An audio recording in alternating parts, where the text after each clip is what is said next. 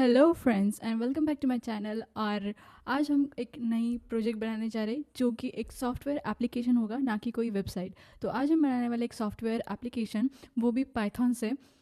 तो आपको इस ऐप में बहुत मज़ा आने वाला है। सबसे पहले हम देखेंगे कि वो ऐप कैसी है। एक्चुअल में वो एक पार्किंग ऐप है जहाँ पर हम पार्किंग का जो भी डेटा है वो स्टोर कर सकते हैं।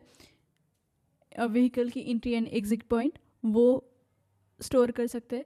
तो वो ऐप जो है वो आज हम बनाने वाले हैं। सबसे पहले देखेंगे कि वो ऐप कैसे दिखती है एंड उसके बाद हम उसे स्टेप बाय स्टेप करके बनाएंगे। तो चलिए देखते हैं वो ऐप कैसे दिखती है। ये रही हमारी वो ऐप जहाँ पर फर्स्टली तो हमें लॉगिन करना होता है। यहाँ पर मैं लॉगिन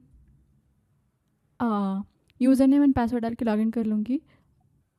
तो ये हमारी ऐप है जहाँ पर हम यहाँ पर हमें हमारी कार की कितनी ऑक्यूपाइड अवेलेबल सीट्स है वो दिखती है, स्पेस है वो दिखती है, बाइक की स्पेस दिखती है, ट्रक की, और उसके साथ साथ बसेस की भी। यहाँ पर हम व्हीकल की एंट्री जो है वो कर सकते हैं। सपोज़ मैंने यहाँ पर एक नंबर डाला MH 12 1 2 3 4 और ये है एक बाइक व्हीकल एंट्री। तो हमारी एंट्री जो है वो यहाँ पर सेव हो जाएगी। आप देख रहे हैं कि यहाँ पर हमारी आईडी आ गई जो कि हर एक की यूनिक होती है। उसके साथ साथ व्हीकल नंबर आ गया, व्हीकल टाइप आ गई जो भी थी, और यहाँ पर हमारा जो एक स्पेस है वो ऑक्यूपाइड हो चुका है क्योंकि हमने यहाँ पर एंट्री कर दी। तो इसे हम अब एग्ज़िट करेंगे जहाँ पर हमें फिर से वही नंबर डालना होगा और यहाँ पर हम करेंगे एग्ज़िट। तो यहाँ पर हमारी कार की जो एग्ज़िट है वो भी हो जाएगी एंड यहाँ पर हमारे एग्ज़िट जो भी फ़ी है वो यहाँ पर लग जाएगी जो कि 10 रुपीज़ है बाइक के लिए, और अगर कार होती तो उसके लिए 20 रुपीज़ है। एंड ये जो स्पेस यहाँ पर ऑक्यूपाइड होती है वो भी यहाँ पर फ्री हो गई क्योंकि हमारी बाइक जो है वो एग्ज़िट हो चुकी है। यहाँ पर हम हमारे व्हीकल नंबर से जो है वो सर्च कर सकते हैं और क्लियर भी कर सकते हैं। यहाँ से हम हमारा जो लॉगिन का पासवर्ड है वो चेंज कर सकते हैं। यहाँ कैंसिल करूँगी और रिसिप्ट प्रिंट कर सकते हैं ये जो डेटा है उसका। इसी के साथ साथ एडमिन पैनल में जो भी चेंजेस है वो यहाँ पर हम कर सकते हैं कि जो कि कार के ऑक्यूपाइड सीट से वो हम चेंज कर सकते हैं। तो ये हमारी ऐप है जो हम आज बनाने वाले हैं। तो बिना देरी के चलिए जल्दी से शुरू करते हैं।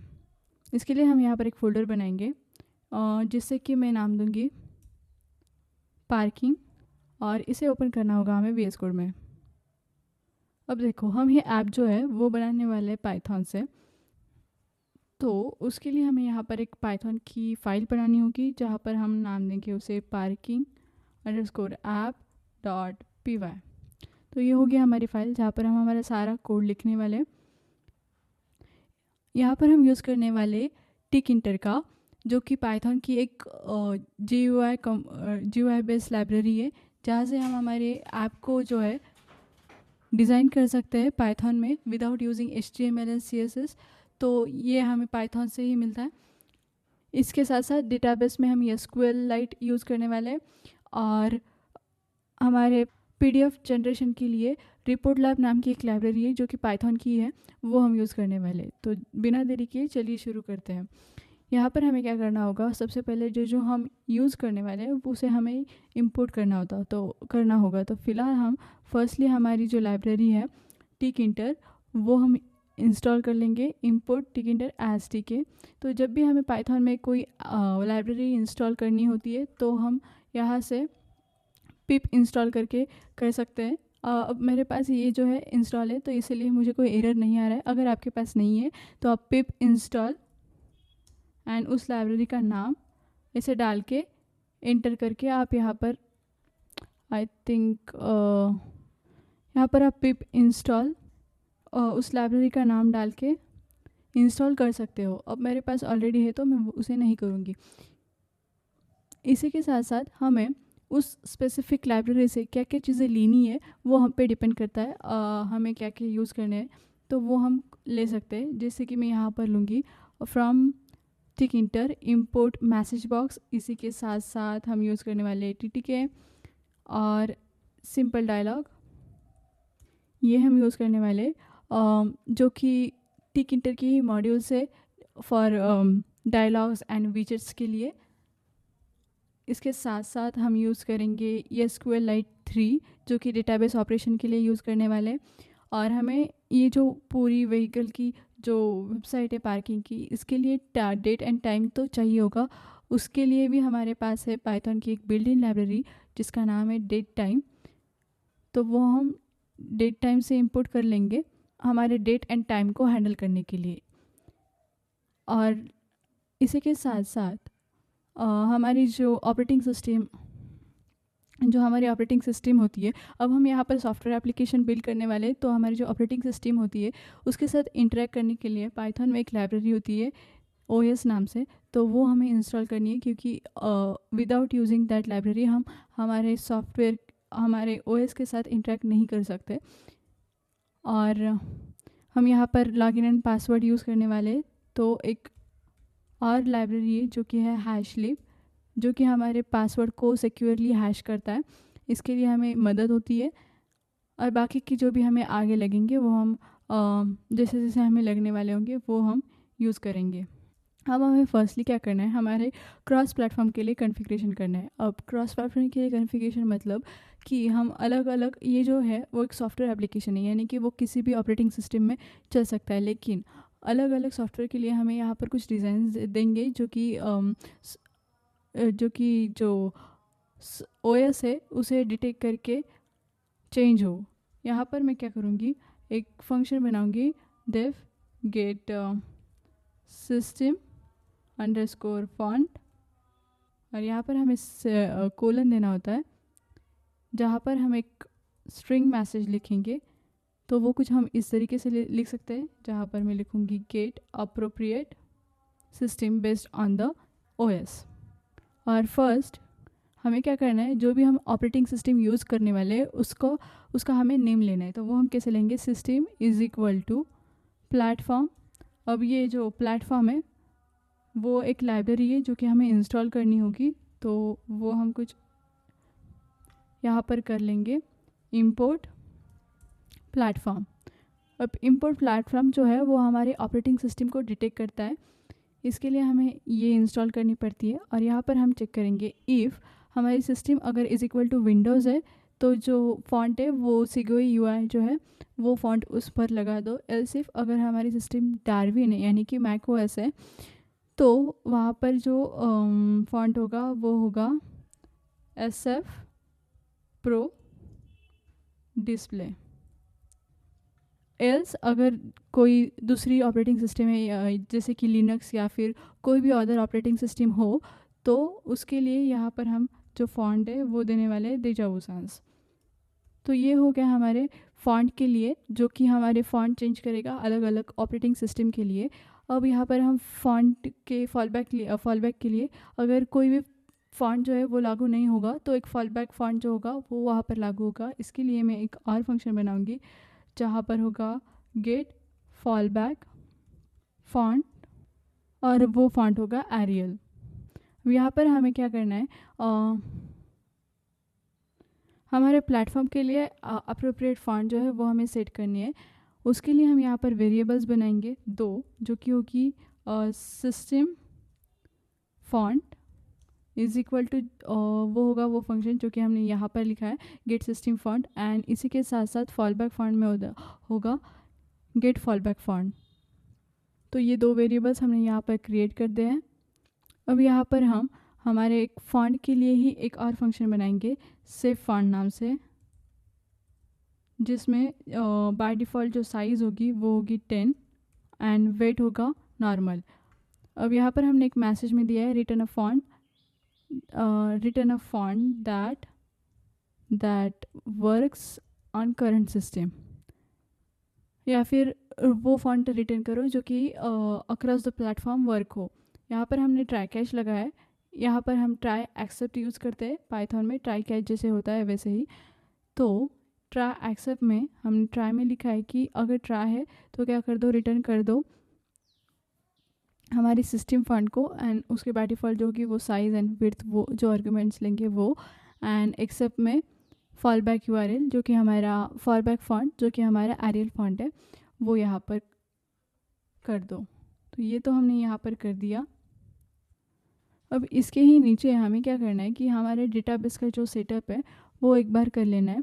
जो भी हमारे ऐप का डेटाबेस है वो इसके लिए मैं यहाँ पर डेटाबेस डायरेक्टरी बनाऊँगी, क्योंकि हमारा डेटाबेस जो है वो हम वहाँ पर सेव कर सके। तो वो जो डायरेक्टरी होगी वो होगी पार्किंग डेटा नाम से, और यहाँ पर हम चेक करेंगे कि वो डायरेक्टरी है या नहीं। अगर है तो वही यूज़ करने वाले, अगर नहीं है तो वो हम क्रिएट करेंगे। तो if not OS path exists DB directory then OS make directory DB directory। तो यहाँ पर हम क्या कर रहे हैं कि अगर हमारी पाथ एग्जिस्ट नहीं है तो एक नई डायरेक्टरी जो है वो बना दो। एंड इसी के नीचे हम एक और हमारे डेटाबेस के लिए फाइल नेम जो है वो देंगे, और जो प्रॉपर पाथ हैंडलिंग है वो यहाँ पर कर देंगे। तो database name is equal to वो होगी पार्किंग सिस्टम डॉट DB। ये जो होगी वो होगी हमारे डेटाबेस की file. And database path is equal to os.path.join, जो कि हमारे फुल डेटाबेस की पाथ को ज्वाइन करेगा हमारे डेटाबेस फाइल से। अब कभी कभार क्या हो जाता है कि हमारे जो पाथ फाइल, कभी कभी क्या हो जाता है अलग अलग OS में हमारे जो फाइल परमिशंस होती है वो कभी कभी हमें एरर दे सकती है। तो उसके लिए हमें हमारे जो फाइल परमिशन है उसे भी प्रॉपरली मैनेज करना होगा। इसके लिए हम क्या करेंगे, यहाँ पर लिखेंगे इफ़ प्लेटफॉर्म डॉट सिस्टम, अगर विंडोज़ है, अगर विंडोज़ नहीं है तो क्या कर दो, यहाँ पर हम एक ट्राई एक्सेप्ट लगाएंगे, ट्राई एक्सेप्ट। तो वहाँ पर होगा कि os.chmod एंड लास्टली यहाँ पर एक्सेप्ट में पास। तो यहाँ पर हमने क्या कर दिया है कि जो हमारी डायरेक्टरी की परमिशन है वो हमने सेट कर दी है। कैसे set directory permission to read and write. इसके लिए अगर हमारी विंडोज़ सिस्टम नहीं है, इन केस लाइक यूनिक्स में हमारे सिस्टम में कुछ एरर आ जाते हैं फाइल परमिशन के लिए, तो ये जो है उसे हैंडल कर देगा, और एक्सेप्ट में जो भी हमारे एरर्स है उसे वो इग्नोर कर देगा। और फाइनली हमें क्या करना है, हमारे जो डेटाबेस का सेटअप है यहाँ पर तो हमने फाइल या फिर जो फोल्डर है वो क्रिएट कर दी है, सारी की सारी एरर हैंडलिंग कर दी है। अब हमें मेनली हमारे डेटाबेस को कनेक्ट करना है हमारी ऐप से। तो वो हम कैसे करेंगे, यहाँ पर मैं एक वेरिएबल बनाऊंगी CON यानी कि कनेक्ट, और वो होगा SQLite3.connect DB path। तो वो हमारे कनेक्शन इस्टेब्लिश करेगा हमारे डेटाबेस से। एंड इसी के साथ साथ cursor is equal to con dot cursor, तो ये एक कर्सर ऑब्जेक्ट क्रिएट करेगा जो कि हमारे SQL के जो भी कमांड्स है वो एग्जीक्यूट कर सके। अब जैसे हम जावास्क्रिप्ट, जैसे अगर हम HTML CSS के प्रोजेक्ट बनाते हैं तो जावास्क्रिप्ट में अगर हमें डेटाबेस देना होता है, तो अगर टेबल फॉर्म में हम डेटाबेस ले रहे हैं तो उसके लिए हमें क्रिएट करने होते हैं स्कीमास। तो कुछ उसी टाइप का हमें यहाँ पर भी करना होगा, स्कीमास टाइप, जिससे हम हमारे डेटा को स्टोर कर सके एक टेबल फॉर्मेट में। तो वो हम यहाँ पर करेंगे कर्सर की हेल्प से। तो कर्सर डॉट एग्जीक्यूट यूज़ करके हम वो कर सकते हैं, जहाँ पर यहाँ पर हम लिखेंगे हमारी first, so create table if not exist, user नहीं, ये होगी हमारी पार्किंग के लिए। तो ये हमें स्मॉल लेटर्स में लिखना है, पार्किंग, जहाँ पर जो फर्स्ट रो होगा वो होगा ID इंटीजर प्राइमरी, एंड इसी के साथ साथ ऑटो इंक्रीमेंट। तो ये क्या करेगा, यहाँ पर हमने लिया है ID इंटीजर प्राइमरी की ऑटो इंक्रीमेंट। तो हमारी ID हर एक बार बाय डिफ़ॉल्टली ऑटोमेटिकली जो है वो हर एक पार्किंग के लिए यूनिक क्रिएट होगी। अब नेक्स्ट है व्हीकल नंबर, जो कि टेक्स्ट नॉट नल है, यानी कि टेक्स्ट नॉट नल, इसका सिंपली मीनिंग है कि वो वैल्यू जो है वो नल नहीं रहनी चाहिए, उसमें कोई ना कोई टेक्स्ट होना चाहिए। इसी के साथ साथ यहाँ पर हम देंगे व्हीकल नंबर, व्हीकल टाइप, और यहाँ पर होगा एंट्री टाइम, यहाँ पर एग्ज़िट टाइम होगा, और यहाँ पर हम देने वाले इसकी जगह फ़ी, और बाकी की जो नीचे के दो है ये हमें नहीं चाहिए। तो फर्स्टली हमें हमारे पार्किंग के टेबल के लिए यहाँ पर एक स्कीमा जो है वो हमने रेडी कर दिया है।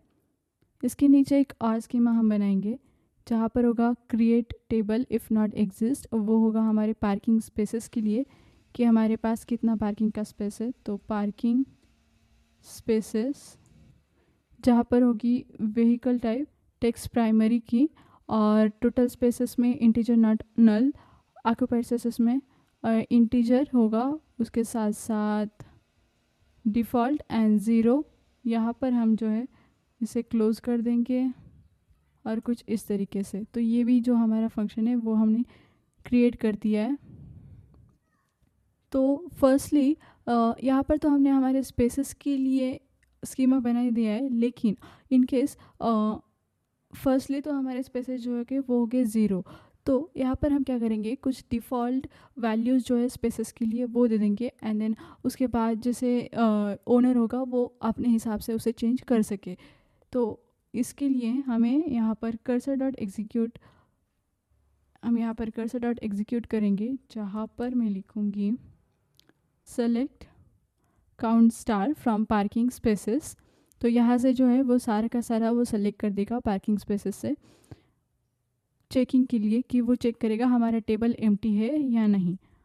तो if cursor fetch on zero is equal zero index पर ज़ीरो होगी, अगर तो ये क्या करेगा, ये चेक कर रहा है कि अगर हमारा जो टेबल है वो फुल्ली ज़ीरो है या फिर वहाँ पर कोई रिकॉर्ड नहीं है। तो यहाँ पर जो भी हम डिफ़ॉल्ट वैल्यूज़ देंगे वो वहाँ पर एज अ डिफ़ॉल्ट वैल्यू हम डाल सकते हैं, वहाँ पर सेट कर सकते हैं।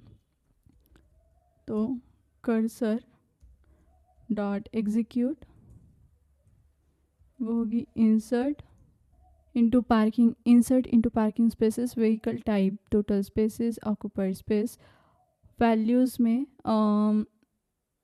यहाँ पर फर्स्ट होगा हमारे कार के लिए। तो कार के लिए हमने क्या कर दिया है, 30 स्पेस कर दिया है। ये जो है वो है हमारा एक फॉर्मेट जो कि हम बता रहे हैं, और ये कार ये जो वैल्यूज़ है वो हमने उसमें बाय डिफ़ॉल्ट जो है वो पास कर दिए इस वैल्यूज़ की जगह पर। यहाँ पर हम क्या कर रहे हैं कि इंसर्ट कर रहे हैं हमारे पार्किंग स्पेसेस का जो भी ये टेबल है वहाँ पर as a value total type, vehicle type, total space and occupied space. ऐसे ही हम हमारे जो भी और 3 हैं उनके लिए करेंगे। तो कर्सर एग्जीक्यूट ये सारा जो है वो सेम रहेगा, सिर्फ हमें क्या चेंज करना है, यहाँ पर करना है हमें बाइक, और बाइक के लिए मैं रखूँगी 50। बाइक के साथ साथ होगा ट्रक में हम 10 ही रखेंगे, और ट्रक के साथ साथ यहाँ पर होगी बस में 5 रख देंगे हम। तो यहाँ पर हमने हमारा जो भी ये हमारी डिफ़ॉल्ट वैल्यूज़ हमें देनी थी वो यहाँ पर हमने कर दी है। अब इसके नीचे यहाँ पर हम एक और चीज़ जो है वो चेक करने वाले हैं। अगर हमारे पार्किंग टेबल में जो व्हीकल टाइप का कॉलम है अगर वो एग्जिस्ट नहीं करता तो हम उसे ऐड कर देंगे फिर से। यहाँ पर हम लेंगे ट्राई, और ट्राई में होगा cursor dot execute alter table parking add column vehicle type, और जो कि टेक्स्ट इसके साथ साथ डिफ़ॉल्ट होगा कार। तो अगर हमारे व्हीकल टाइप कोई नहीं है तो डिफ़ॉल्ट होगा कार, और इसी के नीचे एक और हम लेंगे cursor dot execute update parking set vehicle type is equal to car where vehicle type is null. तो यहाँ पर हम हमारी व्हीकल टाइप की जो भी डिफ़ॉल्ट वैल्यू है वो सेट कर रहे हैं, एंड इसी ट्राई के साथ साथ हम यहाँ पर एक्सेप्ट भी लिखेंगे, एक्सेप्ट XML3 ऑपरेशनल एरर। तो यहाँ पर हम चेक करेंगे कि जो कॉलम है वो ऑलरेडी एग्जिस्ट है, बट वो जो नल वैल्यूज़ है वो अपडेट हो गई है। इसके लिए कर्सर डॉट एग्जीक्यूट ये जो हमने यहाँ पर लिखा था यही हमें नीचे भी लिखना है, तो क्यों ना हम इसे ही कॉपी कर दे और यहाँ पर आके पेस्ट कर दे। तो दोनों का मतलब तो सेम है, एंड लास्टली हमें यहाँ पर क्या करना है, पास। अब यहाँ पर होगा हमारा एडमिन टेबल। तो cursor dot execute create table not exist user के लिए नहीं, ये होगा हमारे एडमिन के लिए। तो एडमिन हम यहाँ पर लिखेंगे और एडमिन में यूज़र नेम होगा टेक्स्ट नॉट नल करके, टेक्स्ट नॉट नल। जो पासवर्ड होगा वो होगा टेक्स्ट नॉट नल। इसके बाद सिक्योरिटी क्वेश्चन वो टेक्स्ट में रखेंगे एंड सिक्योरिटी आंसर वो भी टेक्स्ट में रखेंगे। तो ये जो है इसका मतलब है कि जब भी हम कोई एडमिन लॉगिन करने वाले होंगे या फिर एडमिन का अकाउंट बनाएंगे तो वो हमें 4 चीज़ें पूछेगा, जो कि होगा यूज़र नेम, पासवर्ड, हमें एक सिक्योरिटी क्वेश्चन दिया जाएगा जिसका आंसर हमें सिक्योरिटी आंसर में देना है। तो ये हमारे एडमिन के लिए होगा। एंड यहाँ पर हम एक बार और हमारे जो सिक्योरिटी कॉलम्स है वो लगाएंगे। अगर हमारा एडमिन टेबल एग्जिस्ट नहीं करता है तो जहाँ के लिए हम क्या करेंगे, एग्जीक्यूट, ये कुछ एक्स्ट्रा हो गया, यहाँ पर हम करेंगे alter table admin add column security question text and इसके साथ साथ सिक्योरिटी आंसर के लिए भी। तो सिक्योरिटी आंसर टेक्स्ट एक्सेप्ट में होगा except SQLite operational error and pass, अगर हमारा कॉलम ऑलरेडी एग्जिस्ट है तो। एंड लास्टली सारे के सारे जो भी हमने डेटाबेस किए, जो भी हमने चेंजेस हो गए, वो यहाँ पर con.commit करके हम क्या करेंगे, सेव करेंगे। सारे के सारे जो डेटाबेस के चेंजेस है वो यहाँ पर हो जाएंगे सेव। तो कमिट वो हम उसी के लिए यूज़ करते हैं। तो अब बारी है हमारी जो भी हम UI बिल्ड करने वाले उसके लिए। तो यहाँ पर हम हमारे ऐप का सारा जो भी UI है वो बिल्ड करेंगे एंड उसके बाद उसकी एक एक फंक्शनलिटी जो है वो उसके साथ साथ बिल्ड करके जाएंगे। लेकिन उससे पहले हमें क्या करना होगा, हमारी ऐप को जो है वो करना होगा रन। तो वो हम कैसे करेंगे, वो हम करेंगे यहाँ पर नीचे root is equal to tk.tk, यानी कि जो भी tkinter है उसका हम रूट तैयार करेंगे एंड इसके साथ साथ रूट डॉट विथड्रॉ, जो हमारी रूट विंडो है उसे हम यहाँ पर हाइड कर देंगे। तो अगर मैं यहाँ पर रन करूँ तो आई थिंक कि हमारा रन होना चाहिए। रन तो हो गई है लेकिन अभी तक हमने कुछ भी प्रिंट नहीं किया है, इसके लिए यहाँ पर हमें कोई दिख नहीं रहा। लेकिन जब हम कोड लिखेंगे तो यहाँ पर हमें दिखाई देगी हमारी जो भी ऐप है वो। तो फ़िलहाल इसके बंद कर लेते हैं और हम हमारा जो कोड है वो लिखेंगे।